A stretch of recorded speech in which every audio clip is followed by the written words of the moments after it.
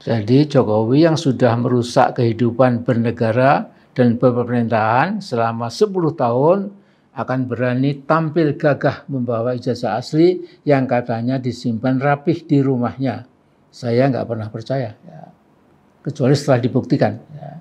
Jadi sebaiknya Mas Jokowi sesegera mungkin Anda memerintahkan sejumlah lawyer atau kuasa hukum yang sudah ditunjuk untuk segera menyeret para tokoh yang tidak pernah berhenti meminta Jokowi untuk menunjukkan ijazah aslinya. Assalamualaikum warahmatullahi wabarakatuh. Jumpa lagi dengan saya DJ. Saya ingin mengajak teman-teman untuk berpikir, kenapa sih ujung-ujungnya kok ijazah Pak Jokowi dituduh palsu? Kenapa tiba-tiba orang itu mencurigai ijazah Pak Jokowi? Lalu ketika kita dicurigai memiliki dokumen palsu, apakah selayaknya orang boleh memaksa kita untuk mengakui bahwa kita memalsukan dokumen tersebut? Atas dasar apa orang-orang itu menuduh Pak Jokowi ijazahnya palsu?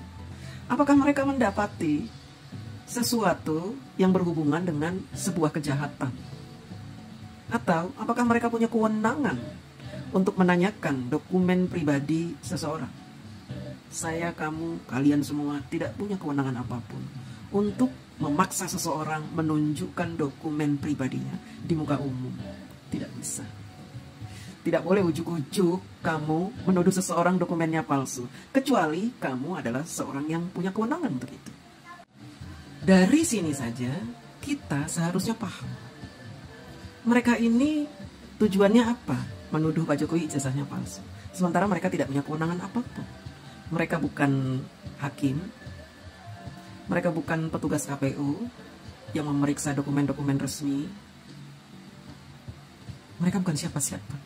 Mereka mengaku bahwa mereka adalah rakyat yang punya hak mengetahui ijazah Bapak Jokowi sebagai mantan presiden. Hak apa? Hak apa? Kalau begitu saya juga punya hak dong, mengetahui ijazahnya Pak Soeharto, mengetahui ijazahnya SBY, mengetahui ijazahnya Megawati. Saya punya hak juga dong, kalau saya boleh menuduh Megawati ijazahnya palsu.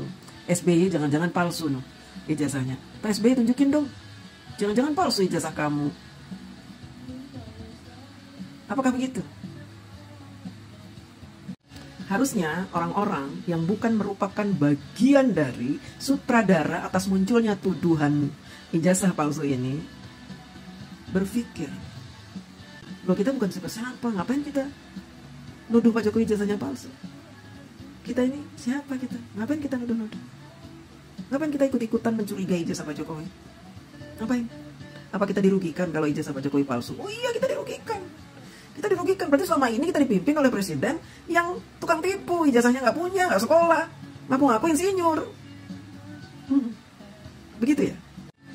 Kalaupun iya kalian berpikir seperti itu, tetap saja kalian tidak punya kewenangan menanyakan dokumen resmi, dokumen pribadi seseorang, apalagi presiden.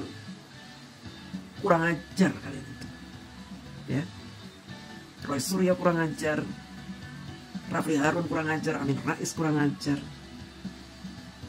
si dokter tipu itu kurang ajar, Rismon itu kurang ajar, dan orang-orang yang berada di balik layar atas isunya ijazah palsu Pak Jokowi adalah orang-orang yang kurang ajar, tidak tahu adab.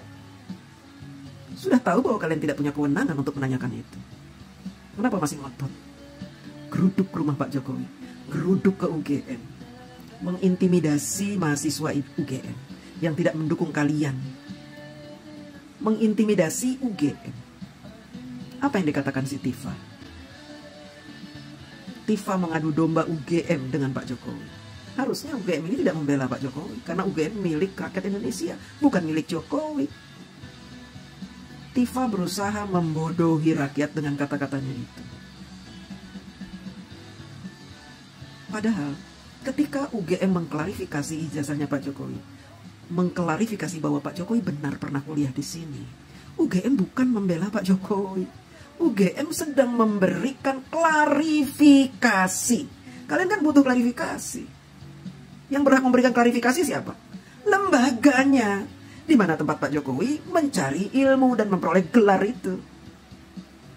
Karena UGM memiliki hak untuk mengklarifikasi. Sementara kalian tidak punya hak bertanya. UGM saja sudah baik, mau menerima kalian. Kalian yang tidak punya hak untuk bertanya tentang dokumen pribadi. Tidak boleh ada satu orang pun datang ke kampus saya menanyakan ijazah saya ke rektor saya. Tidak boleh. Penjahat kalian itu berarti. Orang-orang jahat, penjahat. Buktinya apa? Ketika kalian dikasih kesempatan untuk melihat skripsinya Pak Jokowi, kalian munculkan fitnah-fitnah baru. Harusnya skripsi tidak seperti itu. Harusnya skripsi begini. Harusnya tulisannya begini. Tidak seperti ini.